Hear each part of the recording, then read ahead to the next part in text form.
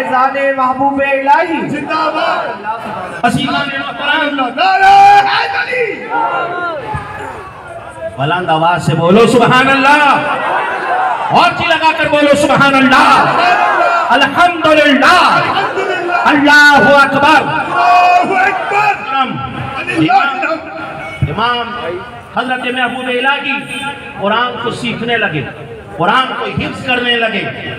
आपकी सीरत में दो बातें मिलती, एक बात तो ये मिलती है कि आपने कुरान अज़ीम अपनी वालिदा मोहतरमा से हिफ्ज किया, और दूसरा मिलता है पहला पारा हजरत सादी अलैहिर्रहमा से हिफ्ज किया।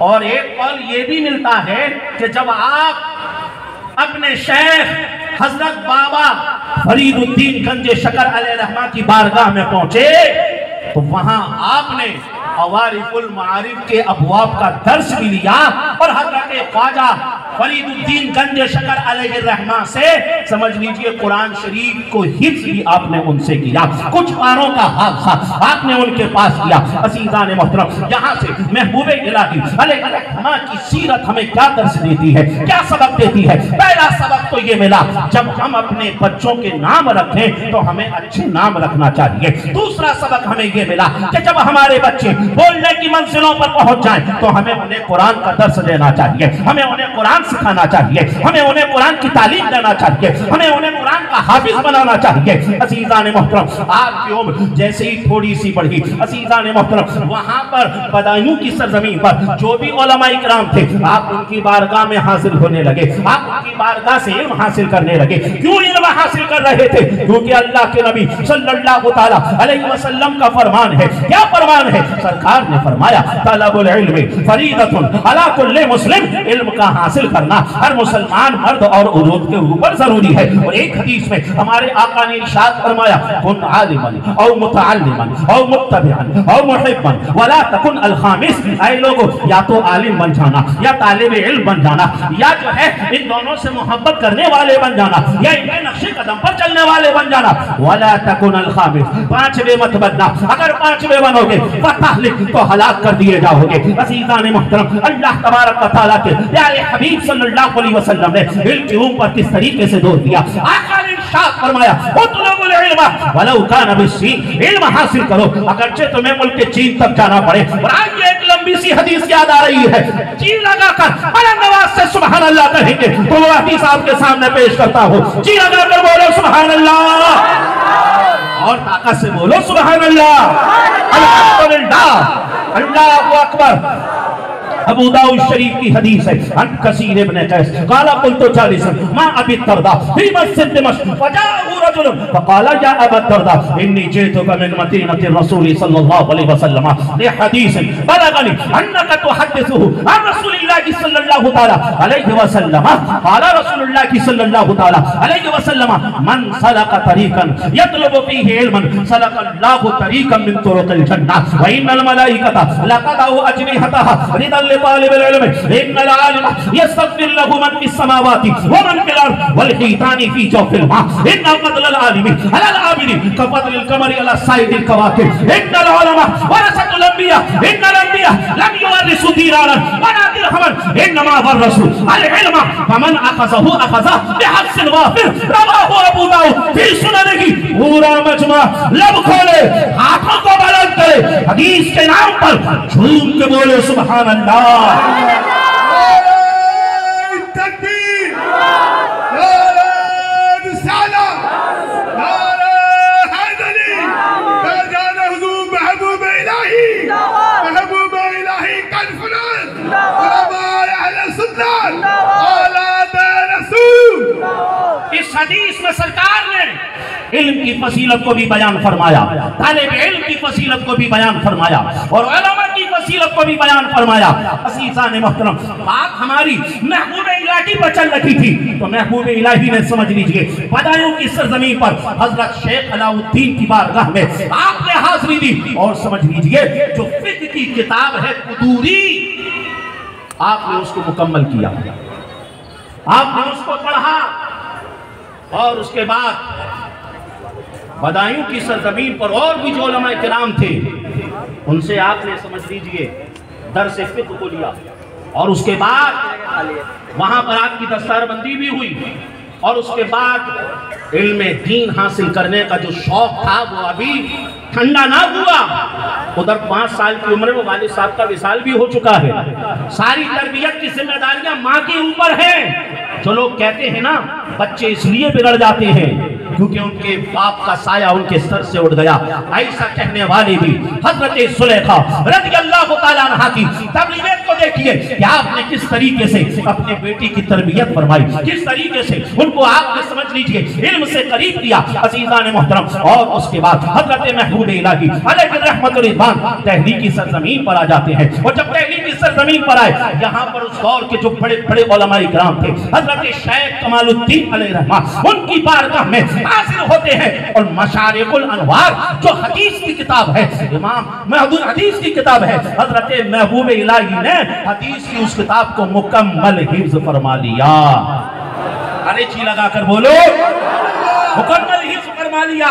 اور اسی کے ساتھ ساتھ ایک کتاب جس کا نام ہے مقامات حریری، وہ کتاب کہ اچھے اچھے علماء اسے دیکھ کر سمجھ لیجئے ان کا سر چکرا جائے، لیکن حضرت محبوب الہی علیہ الرحمہ نے مقامات حریری کے جو 40 مقامات ہیں حضرت محبوب الہی نے ان مقامات کو بھی حفظ فرما لیا۔ یہ شان حضرت محبوب الہی کی، یہ مقام حضرت محبوب الہی کا۔ جانتے ہیں اللہ نے علم والوں کو کیسی شانیں عطا فرمائی، ان کو کیسا مقام عطا فرمایا، ان کو کیسی عزتیں رفعتیں عطا فرمائی۔ آج کے اس کی ایک جھلک آپ کے سامنے اور پیش کروں گا۔ آپ کو معلوم ہوگا حضرت سلیمان علیہ السلام نے کہا کہ ہمیں بلقیس کا تخت چاہیے۔ قال عفریت من الجن انا آتیک بہ قبل ان تقوم من مقامک۔ ایک جن کھڑا ہو گیا، کہنے لگا حضور مجھے اجازت دو، میں جاؤں گا، آؤں گا، بلقیس کا تخت اٹھا کر بھی لاؤں گا۔ یہ جو آپ کی مجلس ہے نا، اس مجلس کے برخاست ہونے سے پہلے یہ سارے کام کریں۔ تفسیروں میں ملتا ہے کہ 5 گھنٹے کے آس پاس کی ان کی مجلس لگتی۔ اس دور میں ہزاروں سال پہلے 5 گھنٹے میں 1500 کلومیٹر جانا آنا اور اس بھاری بھرکم تخت کو اٹھا کر لانا، یہ بڑی فاسٹ سروس تھی۔ لیکن سلیمان علیہ السلام نے فرمایا اُریدُ أَنْ آجَلَ بِهِ، ہمیں تو اس سے بھی جلدی چاہیے۔ ارے بلند آواز سے بولو اور جی لگا کر بولو سبحان اللہ۔ سبحان اللہ کے حوالے سے حدیث سن لیجئے، ترمذی شریف کی حدیث ہے، ان انس بن مالک رضی اللہ تعالیٰ عنہ قال قال رسول اللہ صلی اللہ علیہ وسلم من قال سبحان اللہ ورثت له نخلة فی الجنہ، رواه الترمذی فی سننہ۔ سنن ترمذی کی حدیث ہے، آقا ارشاد فرماتے ہیں جو کوئی ایک مرتبہ سبحان اللہ کہتا ہے اللہ تعالیٰ اس کے نام کا ایک درخت جنت میں لگا دیتا ہے۔ جلدی سے اپنے نام کا درخت جنت میں لگائیے اور مل کر بولیے سبحان اللہ۔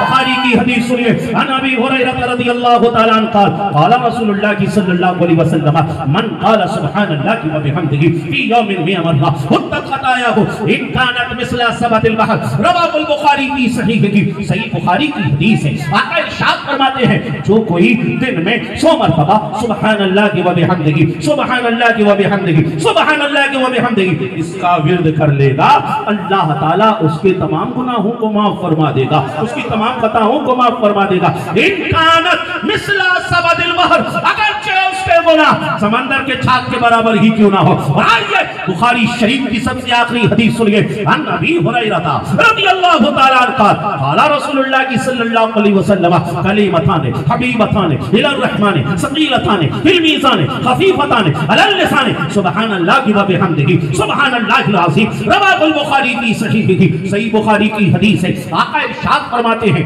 2 کلمے، ایک ہے سبحان اللہ، ایک ہے الحمدللہ، یہ دونوں کلمے اللہ کو بڑے پیارے ہیں، یہ دونوں کلمے اللہ کو بڑے پسند ہیں اور یہ دونوں کلمے زبان پر بڑے ہلکے پھلکے ہیں، زبان پر بڑے آسان ہیں، لیکن یہ دونوں کلمے میزان پر بڑے بھاری ہوں گے، ان کا وزن میزان پر تم محسوس کرتے ہوئے نظر آؤ گے۔ عزیزان محترم، جلسے جلوس کے اندر، محفلوں کے اندر، کانفرنسوں کے اندر جو آپ سے کہا جاتا ہے کہو سبحان اللہ، کہو سبحان اللہ، کہو الحمدللہ، اس لیے کہلوایا جاتا ہے جب تک جلسے میں رہے سبحان اللہ کہتے رہے، اور جب جلسے سے جائیں تب بھی سبحان اللہ الحمدللہ کہتے رہے۔